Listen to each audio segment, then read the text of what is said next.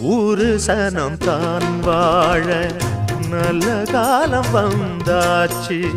நேத்து வர நாம் பார்த்த துன்பம் யாவும் போயாச்சு. வீடு வர ஆத்து தண்ணி வந்து தாகம் தீந்தாச்சு. வீதியெல்லாம் பள்ளி கூட பெல்லு ஓச கேட்டாச்சு.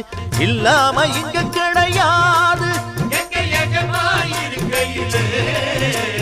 பொல்லாப்பு நம்ம